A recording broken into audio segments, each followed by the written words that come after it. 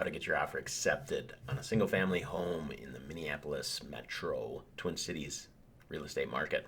I'm Joe Houghton with the Minnesota Property Group and just want to talk real time here about getting your offer accepted.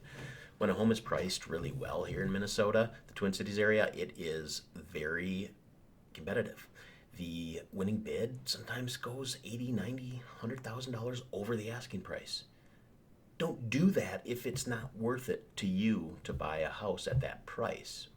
So how do you determine what kind of offer you want to make? Well, I like to tell my clients to really figure out what the home is worth to you and how you're going to feel if your offer doesn't get accepted, or if your offer does get accepted. Are you going to wish you didn't offer as much? Are you going to wish you made it contingent on an inspection? Are you going to wish that you had some verbiage in there to protect yourself and get your earnest money back if things don't work out? So, if you don't get the house, what are you going to wish you did differently? It's a really tricky game. I like to try to have my clients play the what if game and have them really pretend that they woke up in the morning and got a call from me that said, hey guys, sorry, your offer didn't get accepted. The other offer agent said was much higher and terms better. They usually don't tell us exactly what the offer was in case it falls through, and they have to act in their seller's best interest. So, how are you going to get that offer accepted? Home you really want, you don't want to overpay, which is natural, but you don't want to miss out. You don't want to lose the house. Well, figure out what it's worth to you. How can you do that? Oftentimes, a real estate agent will put together a market analysis and help analyze statistically what homes like that in that neighborhood have been selling for, what the future outlook of that neighborhood or area is, and determine what your monthly payments are going to be. Talk to a great mortgage banker, have them run different scenarios. Sometimes paying $100,000 more for a house will equal $400 a month on your payment. To some people that's a lot, and other people they're willing to pay $100,000 more or $400 a month to get that house. So you want to analyze all the situations and then have your real estate agent reach out to the listing agent and just ask them if they can disclose anything, if the sellers have a motivation that might be something other than the price. How far an offer would go that for the sellers that doesn't have an inspection, or have the sellers had a pre-home inspection, pre-sale inspection.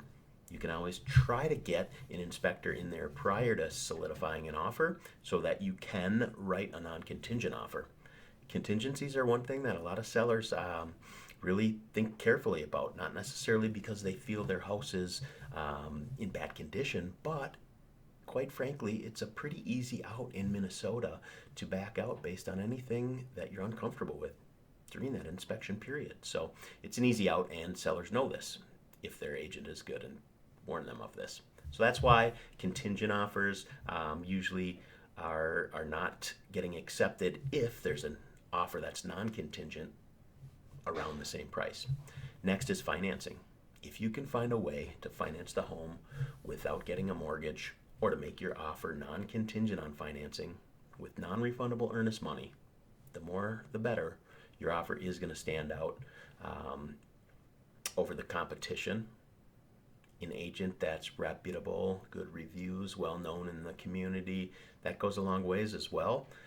The listing agent will go through all of the offers with the sellers, and the sellers often ask what their opinion is. And if the listing agent knows the agent on the buy side, and they have a great reputation, and they know how to keep deals moving forward and make sure that their clients are well informed prior to writing the offer about all the problems the house may have, or the things that might come up during the inspection, make sure the financing is really well squared away, and just basically get in front of problems that occur sometimes in Minnesota real estate transactions. So the right realtor, the right mortgage banker, the right offer, and hopefully you'll find yourself in a new home soon. Now, play the what if game, practice that at home with your agent, with your spouse, with your parents.